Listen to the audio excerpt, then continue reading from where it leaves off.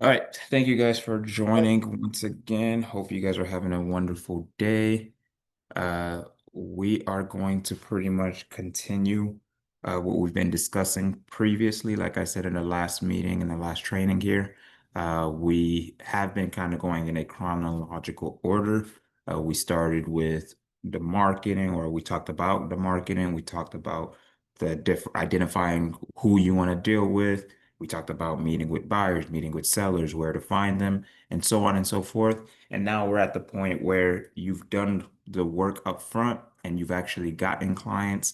You spoke to people, you've set up meetings, and now this is what we're going to be doing here. Now we're actually in the meeting space. All right. So, meeting with the client. Of course, we have to be prepared. As real estate agents, we want to make sure we're dressed professionally or dressed to impress. Uh, the dress code is going to be different for everybody, and it's also going to be depending on the setting, of course. The more professional you dress, the better it is, of course. However, there are going to be circumstances where you're not dressed in a skirt or suit and tie or dress shirt and things like this. Maybe it's more casual, you're wearing a polo. In my case, I might be wearing a sweater, things like this, right?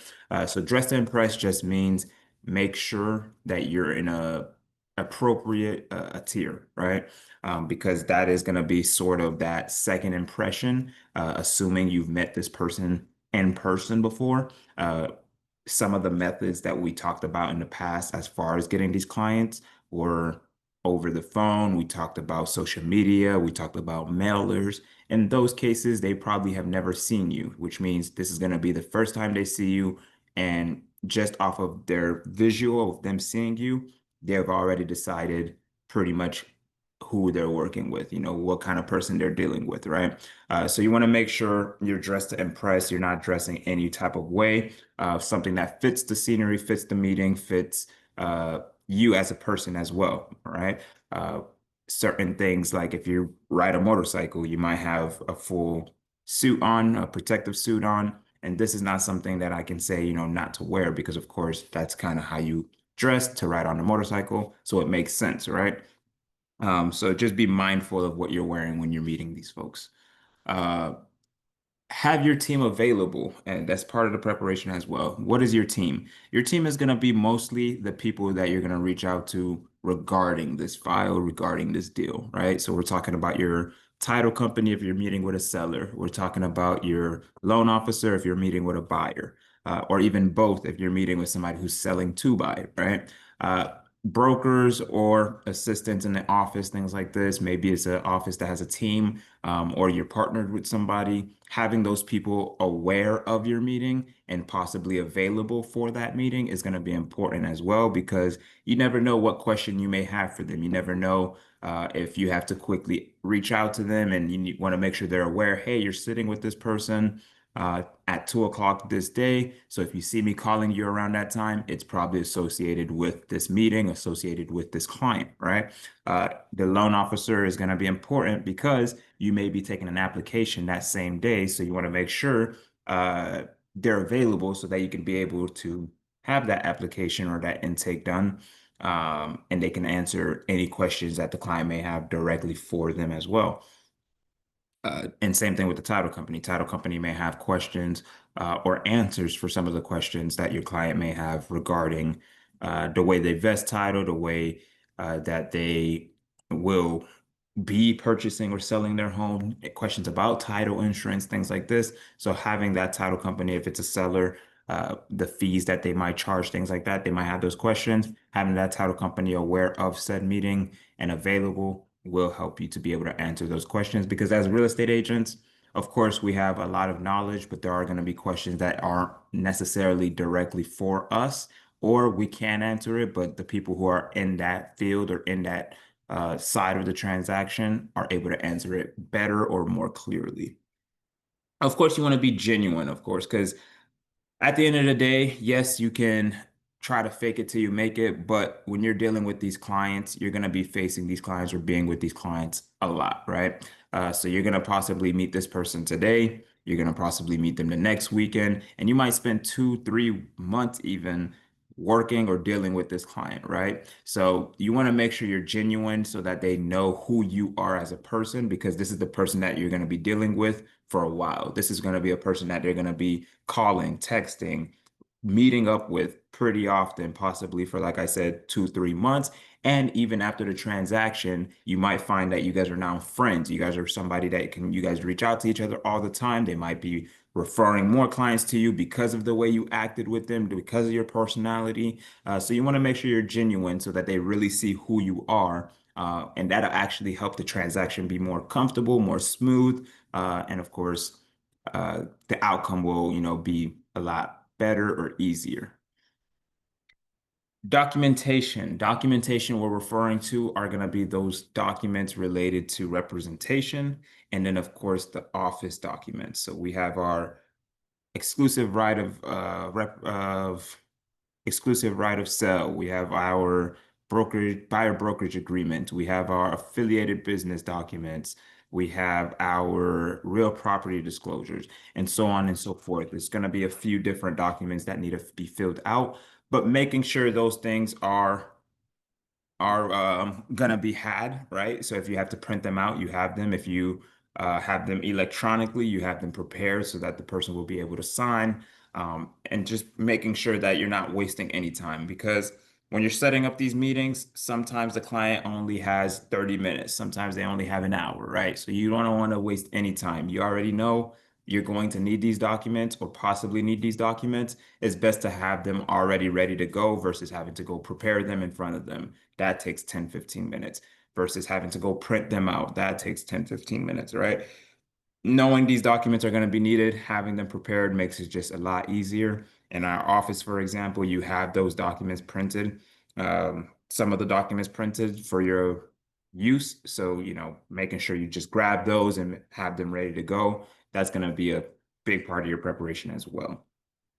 Any questions on that? Okay.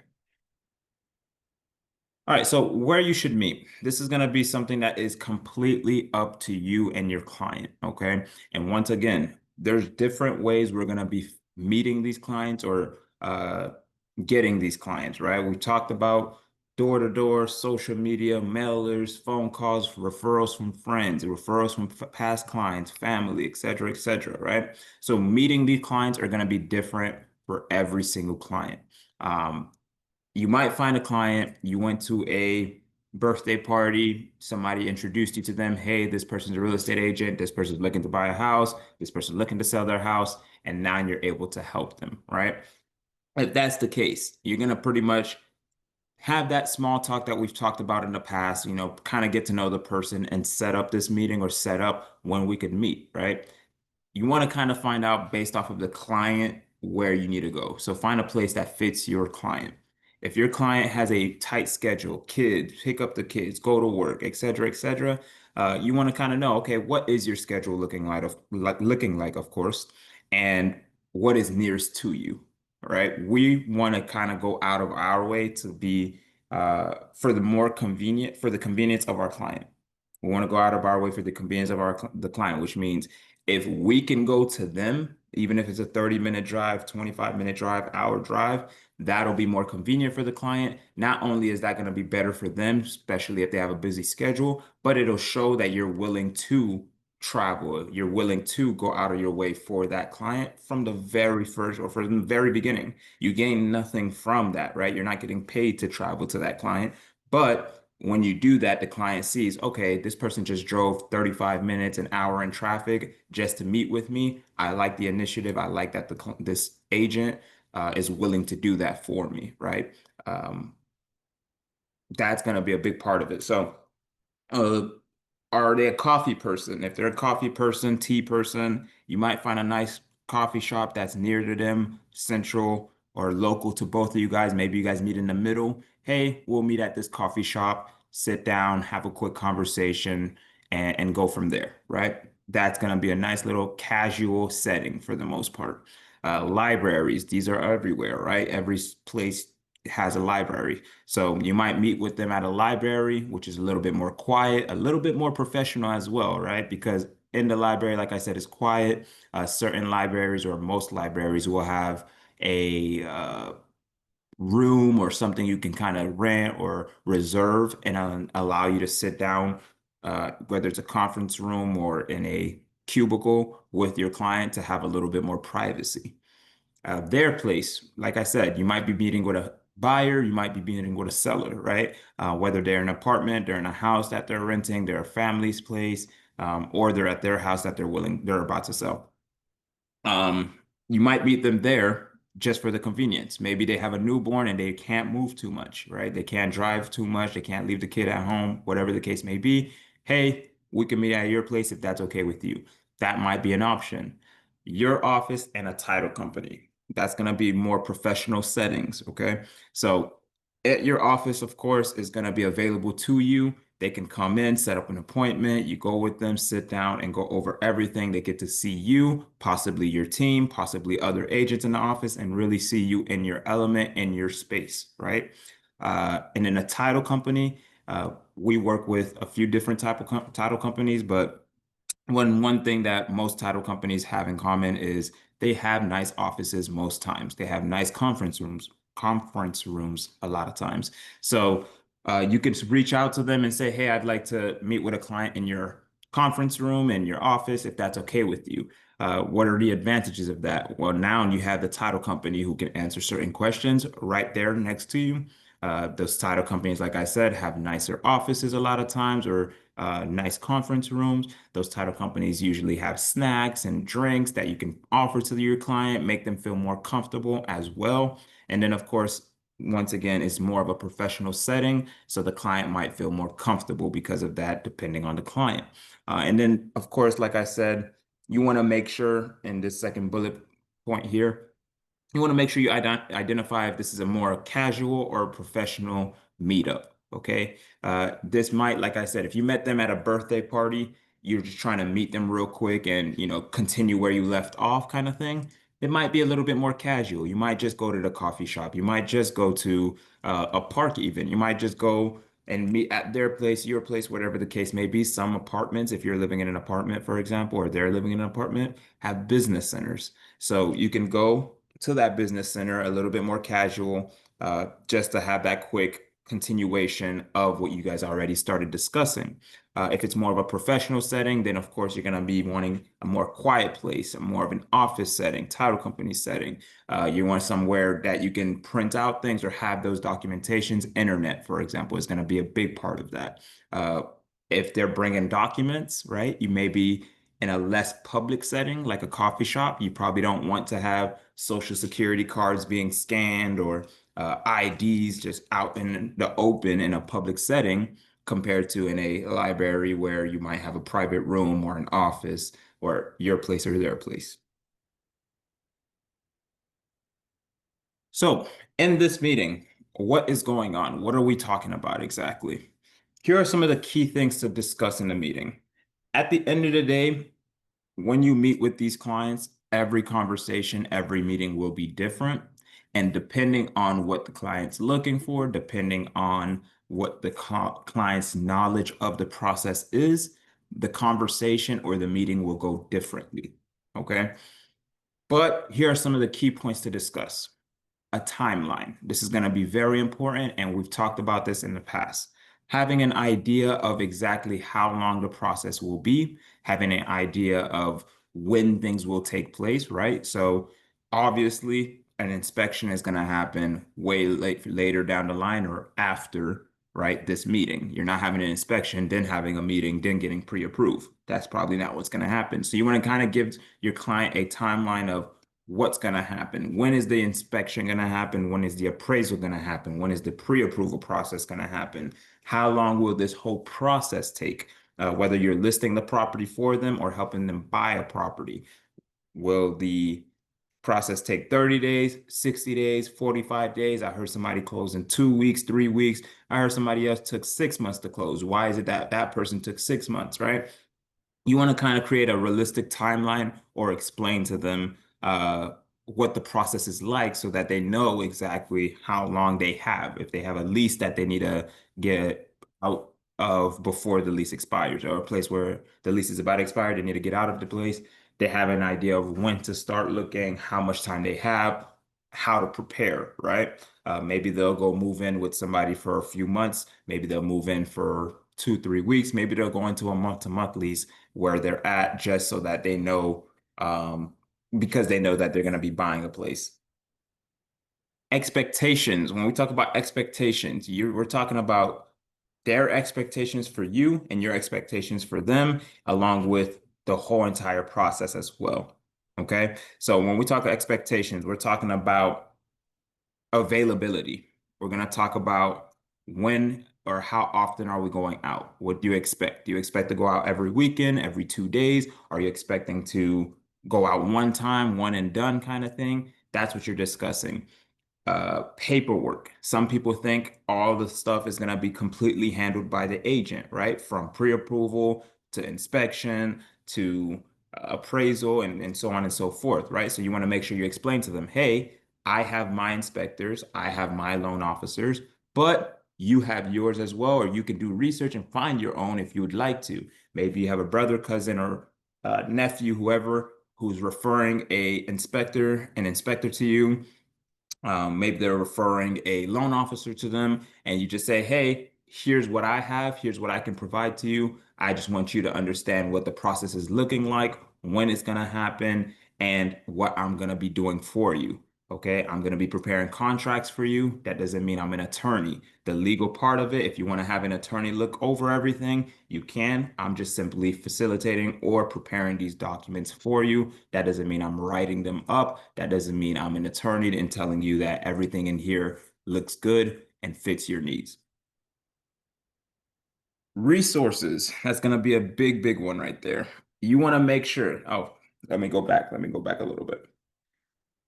One of the things that you're going to be doing, or you have to understand when it comes to these meetings, is although you're the one that is pretty much giving this information to your client, in a way, that client is pretty much interviewing you as well. Okay. That means when they're meeting you, just like I said at the beginning, you're dressing to impress. The first time they're seeing you, possibly, they're already setting up like, what kind of person is this person? Okay. Are they professional? Are they fun to be around? Are they too occupied? Are they a beginner? Are they experienced? That's kind of what's going through their head. Remember, this is one of the biggest purchases or decisions that some of these clients are making in their life, right?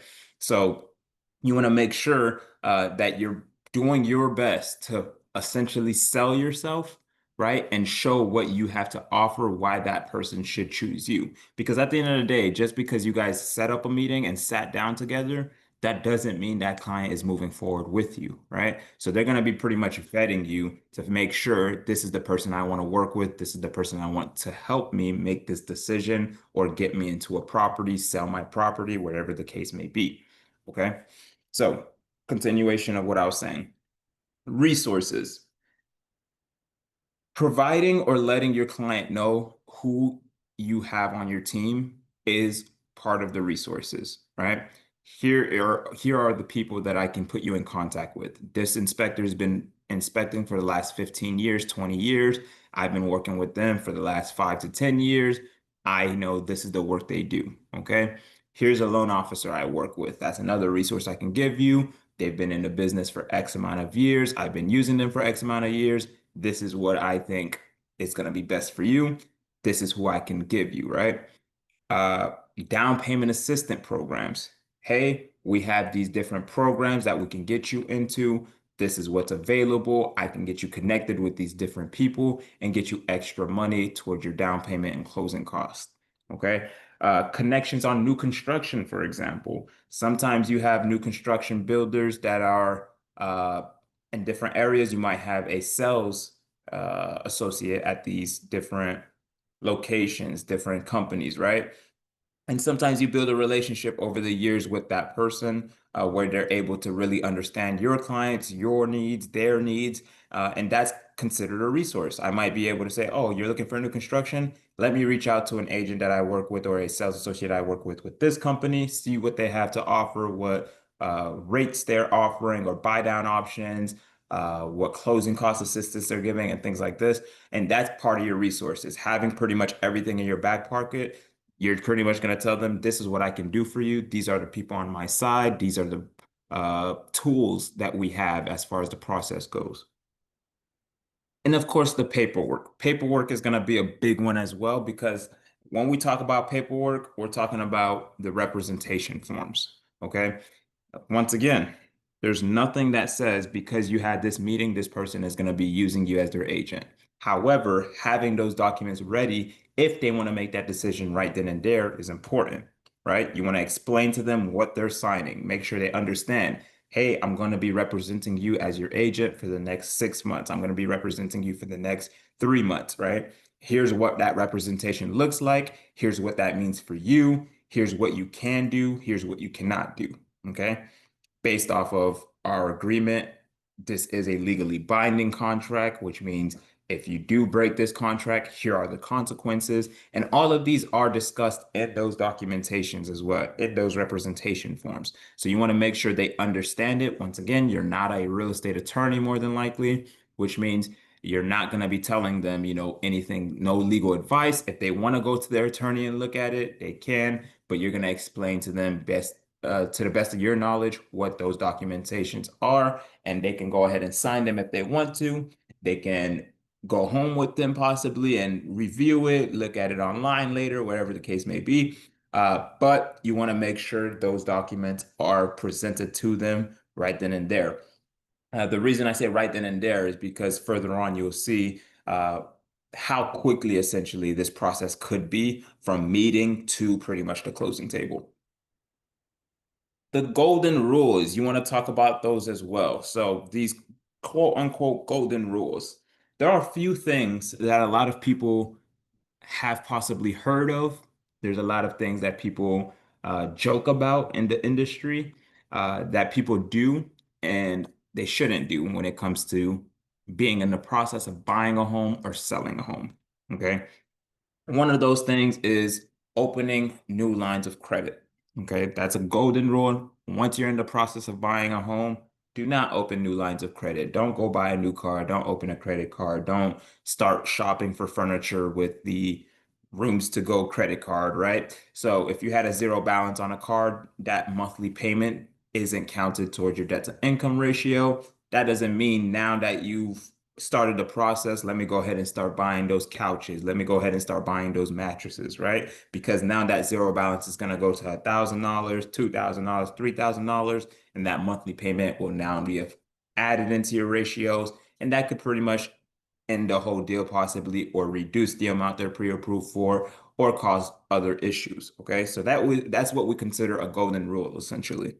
Another one is to make sure that the client isn't depositing large amounts of cash. Okay, they're not moving money all over the place.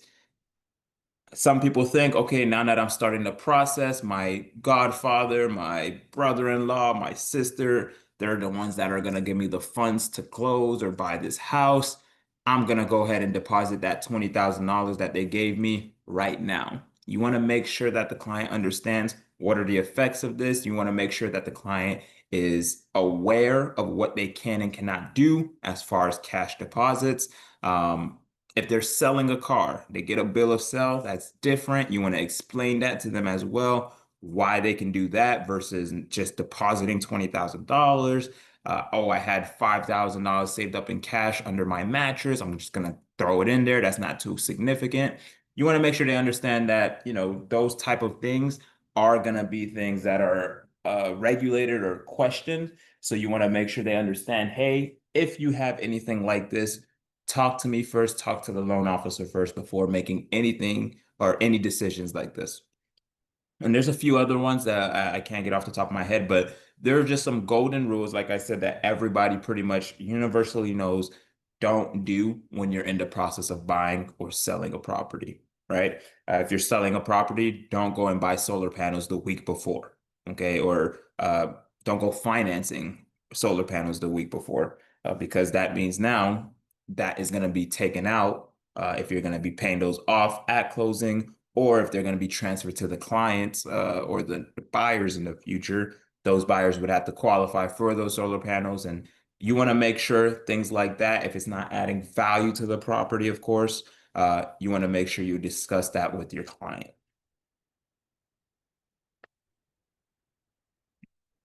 So, like I said, the meeting is going to go differently for every single client. And at the end of the day, this is going to be roughly how you want the meeting to go, pretty much. Uh, in a perfect world, the meeting is going to be you guys meet, you guys talk, get to know each other a little bit more, and you guys start to discuss the mortgage application. How are you going to be getting this house? Are you paying cash? Are you financing? Do you expect to put the least amount of down? Do you want to put the most amount of money down? Obviously, when I say most, we're not talking about cash here, obviously. But what are you looking to do, right? Once you decide or figure that out, find that out, you talk mortgage application, okay? If that client is ready to go, they've decided, yes, everything makes sense. I like this representation. I like the person I'm talking to, who I'm working with. Let me go ahead and move forward with the mortgage application. That's when, like I said, having that team available, having your resources comes into play. Reach out to your loan officer. Hey, let's go ahead and take this application. I'm sitting down with so and so, and they're ready to move forward. Are you available to take this application? Okay. While they're taking this application, before or after, you can go ahead and find out what is the client looking for. Okay. Where they're looking to buy, where they're looking to sell, where they're, or how much they're looking to sell for, uh, how many bedrooms. Are they looking for a backyard? Are they looking for two-story, new construction? What area they're looking for?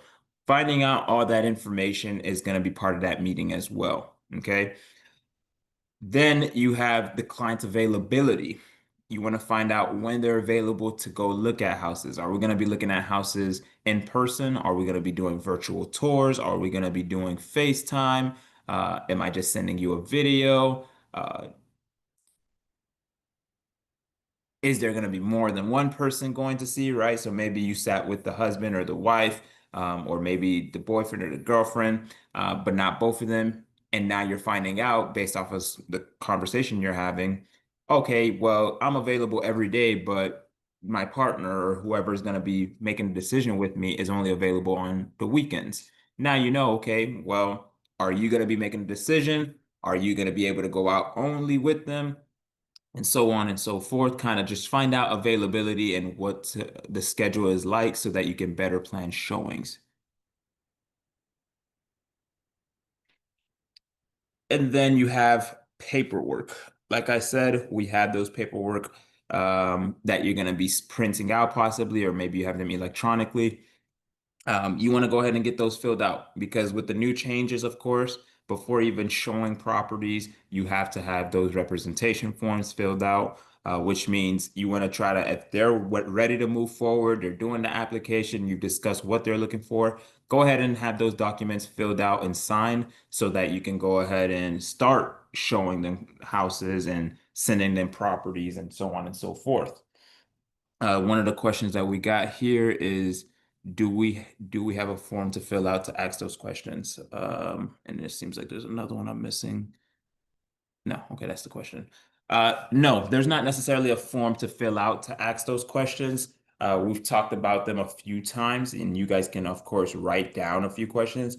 Remember, these conversations are going to be different for every client. You might have a client who off the jump already tells you they're not looking for a pool, right? So technically, I'm not going to even ask questions about do you want a pool or anything like this, right? You're going to have uh, the obvious questions such as how many bedrooms they're looking for. You're going to have questions about where they're going to be looking at.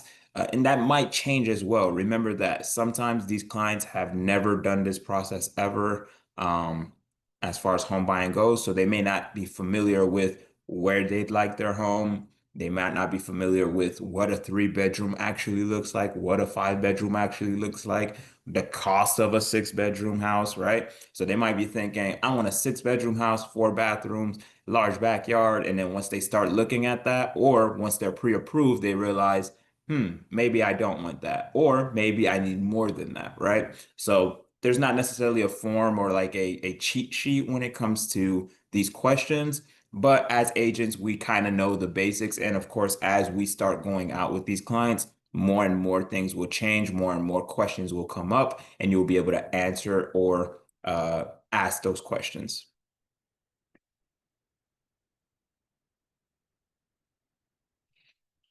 Brother So, Joel, I have a question. well, For the dress code, how do you choose which outfit you have to wear? Is by the location or yeah, so the dress code, like I said, is gonna be kind of dependent on you and the client, right? Um, in a more professional setting, I encourage you to wear something more professional, of course. If it's more of a casual setting, like a coffee shop, possibly, maybe you're going, like I said, you might have met this person at a little party here and you're just kind of continuing off of that. You're not going to dress the same way you dressed at that party, more than likely. You're going to dress a little bit more professionally. I'm not telling you to go throw on a suit and tie in 99-degree weather in Florida, right? So if you're in Florida in 99-degree weather, you might be wearing something a little bit more casual, short sleeves, things like this. There's not a specific answer to how to dress, but just make sure you understand you're dressing in a way where if this is the first time this person met you, this is kind of what they see you as now, right? What you guys could do as well, you could actually have a uniform essentially. Maybe it's a polo with the Amerilead logo on it. Maybe it's a sweater, depending on the season, maybe a jacket, things like this. So there is no go-to. This is how you wear your clothes. This is when you should wear it. This is where you shouldn't wear it. Just be mindful of where you're going. Does that answer your question? I have another question to yes, follow yes. with that. Go for it. So, for example, I know that you have to dress professionally. Does that apply to your everyday, uh, running errands and doing that? Because I know sometimes we can potentially find a client, but it's like, should we approach them? Because now, I'm just going to the grocery stores with flip flops and shorts on, and now I kind of don't look presentable. So is that a case where it's like you just have to lose upon that, or like what do you do in that So case? that's a good question. That one, I would encourage you to always be ready, essentially. Like you said, you never know where you're going to meet a client. So dressing in a acceptable fashion is fine. What's considered acceptable is different for everyone. For example, if I'm going to the emergency room, I'm probably not going to put on a polo and dress up because I'm going to the emergency room, right? More than likely, if I'm going there, I'm sick or somebody's sick, I'm just grabbing something to go over there and take care of said emergency. May I meet somebody who's looking to buy or sell a property there? Yes. Does that mean I have to throw on a suit and tie for that? No, because it's just that's the circumstance you're in. You go ahead and quickly do that. Like you said, grocery store. You're going to the grocery store. I'm not telling you to every time you go to the grocery store, dress up, right? However, if you have the ability to, why not dress in a more appropriate manner or more professional slash casual manner? For ladies, wearing flip-flops is not a problem. Even for guys, for the most part, wearing flip-flops is not a problem. And remember this, we talked about this in the past. You might have a signature as an agent, right? As an agent, you might be the flip-flop agent. We are in the state of Florida. It is hot. Everybody goes to the pool, everybody goes to the beach all the time. Your signature might be flip-flops. You might be the agent that is known as the flip-flop agent, right? So if that's your thing, then wearing flip-flops everywhere may not be a problem. You might be the shorts agent. Everywhere you go, you're always wearing shorts, right? And that's your signature. And that may be your way of marketing. That may be the way that you present yourself, and that may not be a problem. It's just being mindful that wherever you go, this is what you're going to be doing. Or you may encounter, a client. Does that answer your question? Yes, sir. Thank you. Okay. Any other questions? Cool. All right. So how should your client feel after the meeting? Your client should feel confident, okay? After the meeting, they should feel like the person they just spoke to gave them all the answers. They feel like this person knows what they're doing. They feel like they're in good hands. They have a good team behind them. Uh, Sometimes we have clients who come to us and they say, I tried the process or I started the process 2 years ago and I couldn't do it. I started it last year, but they told me I didn't qualify for enough, right? So when they meet with you, right, let's hope that they're actually able to buy or qualify, right? They should feel confident based off of the information you give them, based off of the conversation, based off of the pre-approval process with the lender. That's how they should be ending that meeting. Like, wow, I'm confident this is going to work out this time. Comfortable. That's going to be another big one. You want to make sure that your clients are comfortable with you. Like I said at the beginning, this client may be working with you for the next month, 2 months, 3 months, 6 months, year, and even past the closing table, right? So you want to make sure they're comfortable with you, they're comfortable with your office, they're comfortable with giving you information and letting you know information regarding the process, as well with as confident slash comfortable with you helping them out in this process, right? With the choices you make, right? You might say, like I said, you have resources. So let's say you're an inspector. They should feel comfortable and confident with you deciding to schedule an inspection for them with your inspector. They shouldn't feel like, well, this person might end up getting me an inspector that doesn't know what they're doing. They shouldn't feel like that. They should feel fully comfortable, fully confident after this conversation with them. And if they're not, try to see why or what's stopping them from being comfortable. Is it a question you didn't answer?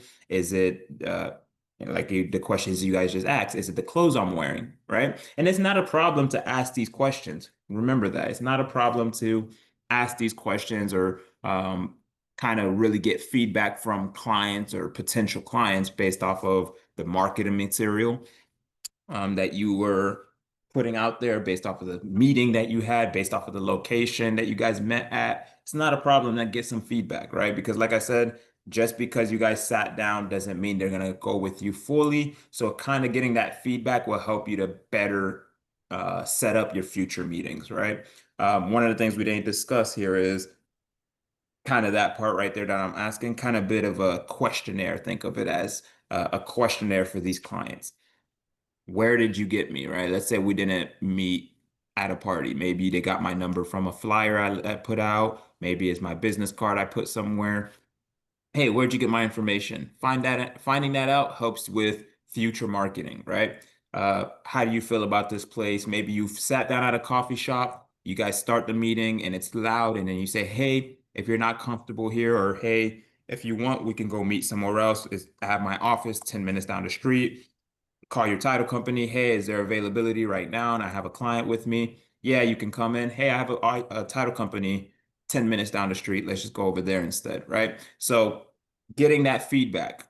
Um, Maybe I have a mask on or whatever the case may be. Do you feel comfortable with me in this mask? Do you feel comfortable with me having this jacket? Whatever the case may be. You can ask these questions that can build confidence in your client, that they see that you're willing to make changes and adapt and do things like this to help them out in their process. And it's not a problem to later on, next time, when you're meeting with this client, maybe I don't bring my dog every time I meet with clients, right? Once again, that might be your signature, the dog agent, right?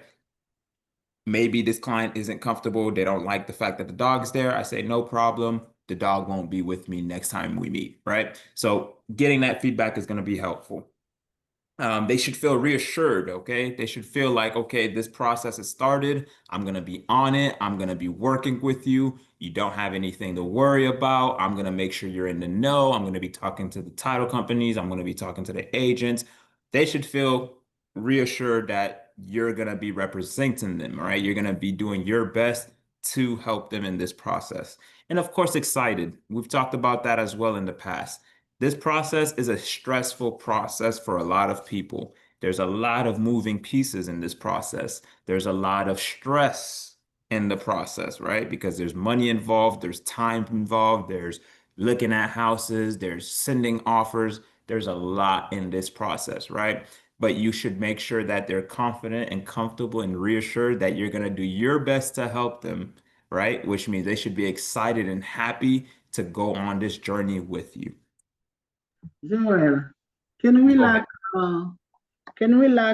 develop a cheat sheet with question when we meet with like a buyer? Absolutely. And the question Absolutely. to ask. Yes, you can definitely do that. Now, here's something, and I don't know if you saw that. Let me go back here for you. Um, in the beginning that I said, be genuine. Okay.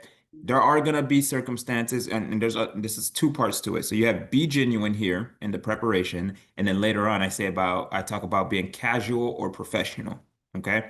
So being genuine, and you have to kind of identify the person you're dealing with, kind of find out who it is. Okay. When Mhm. I say be genuine, there are going to be times where the client sees that you're naturally able to do your job, right? You're just able to ask certain questions. You have everything off the top of your head. You're ready to help them. Everything you ask is specifically related to them, right? That's a little bit more genuine, right? But then you have uh, circumstances where the person does want that more professional bulletin kind of style representation, right?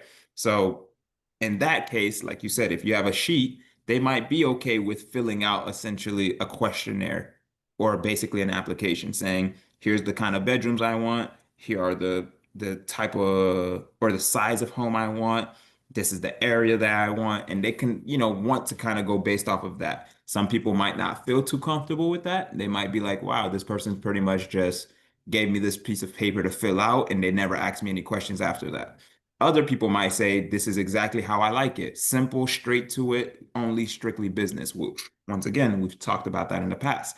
You kind of have to identify, is this person strictly business? Is this person a little bit more laid back? Is this person more person to person? They like to talk about these things rather than filling out a bunch of paperwork, or do they like that style of everything's on paper? Okay, thank you. But I think if we have the sheet, we can just ask them the question and make a note on the form, say they need that, if they want 2 stories, this, and after, when we're looking for the house, we can know what they want because we may forget what they told us. Yeah, Yeah. yeah, that's something you can do. Yes, absolutely. I'm not against it. Like I said, if that's gonna help you, if that's gonna be your style of doing it, that is not an issue. It may work for some of your clients, and others might feel differently about it, but it doesn't hurt to take notes at all based off of what the client is telling you. It doesn't hurt to have it written down on a paper, have it on your phone, have it on your tablet, whatever the case may be. It doesn't hurt to have that information, like you said. It's going to be 10 times worse if you forget what the client is looking for. So having it written down somewhere or stored somewhere is definitely something you should do. All right, thank you. All right, so we know how they should be feeling after the meeting, but how should you be feeling after this meeting? Or what should you do after this meeting, I should say? Um, After this meeting, you have to follow up again. Okay, so we talked about following up when you first talk with the person, first get reached out, or reach out to them. We talked about that follow up. The follow up doesn't end there. Just because you had this meeting, I've said this a few times now, doesn't mean that client is going to be working with you, right? So you want to make sure you reach out and say, hey, just wanted to check. We had our meeting. I know we had a lot to talk about. And I just wanted to see if you had any other questions. Is there anything you needed from me? Is there any contact information, such as a loan officer, you want me to send you so that you can start the process or the application? Just wanted to reach out, kind of thing, right? Um, Doing the relevant research, okay? As soon as that meeting's over, if you have the ability to, you can go ahead and start looking up those houses based off of what they told you. Okay. Start sending them properties, start pretty much finding out where the new construction houses are that are in that price range they're looking for, based off of what they're looking for, finding out what is the current market trends based off of where they're looking at, right? So we talked about market trends in the past. So in certain areas, you might see houses are staying on the market more. In other areas, you're seeing they're flying off the shelves. So finding out what they're based off of what they're looking for, what are the market trends are going to be important for you as well.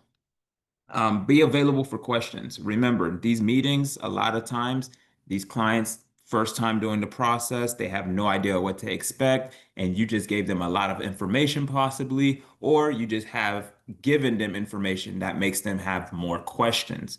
In that moment, they may not have those questions. When they get home, they might have questions. When they get home and talk to their spouses, partners, whoever it is, they might have different types of questions. They might have forgot a question and now they just remembered it. You want to be available to answer those questions, answer those phone calls, tell them you're available via text if that's something that you do. I'm available via text, phone call, email, whichever way is easiest for you. Don't feel any pressure to reach out. Go ahead and do it. I'm available to help you, right? And then, of course, respect our client's wishes. That's going to be a big one. Okay. After this meeting, if this client feels like they are not ready to buy a house, they're not going to move forward right now, they're not looking to sell right now, that doesn't mean send them 45 houses, different listings. That doesn't mean every day call them asking, did you do the application? Did you do the application? It doesn't hurt to try. It doesn't hurt to try. Respect their wishes, okay? Give them their space. Let them know, no problem. If you do have any questions, I am available, right? That doesn't mean you don't need to follow up.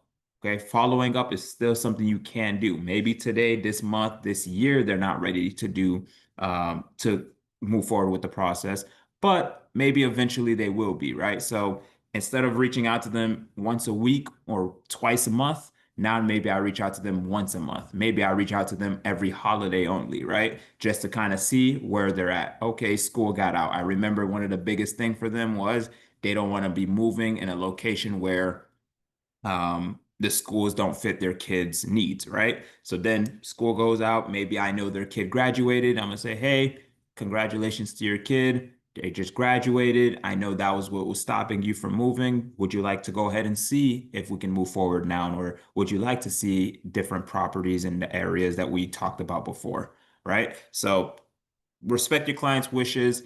That doesn't mean don't follow up, but it just kind of means be respectful. Questions on that part? Okay, cool. All right. Well, that's pretty much the meeting. Okay. Like I said, every single client is going to be different. Every meeting is going to be different. You might have a meeting that goes for 30 minutes. You might have a meeting that goes for an hour. Okay. It's going to be dependent on a few different factors. You have some people who want to answer or to ask 100 questions, which that's not a problem. It's a big decision and they might have a lot of questions. You might have some people who are a little bit more knowledgeable, or they just trust you enough and they say, I don't have any questions. I know I'm in good hands. This is going to go smoothly. So I'm ready to move forward. Right. And of course, you're going to have people who have more questions related to the type of houses. One of the biggest questions I remember I used to hear a lot was, are new construction homes really good? I hear bad things about them, right? They might have questions like that, and it's up to you to kind of explain that. Maybe if you can't explain it, you reach out to your inspector and say, hey, what are some of the things I should be looking at or my client should pay attention to with new construction homes versus homes that are already built, 1990, 2001, 2010. What should they be looking for at, or what concerns should they have? So that's stuff that, could end up taking an hour of just answering those questions. Or you might be in a situation where it's short and sweet, 10, 15, 20 minutes. You guys had a meeting, you guys are out, you guys are shopping for houses that same weekend. So just be mindful. This information is going to be uploaded here on YouTube, so you guys can definitely go back and look at it. Once again, there's not a cheat sheet necessarily for how these meetings are going to go, but this is pretty much the topics that you want to discuss. This is what your expectation may be, and of course, you want to be prepared. Other than that, I hope you guys have a great rest of your day. And if you guys have any questions, feel free to reach out. Have a good weekend. Brother Joel, for the Go for payment, it. we have a Zelle account. We can send the money The for the office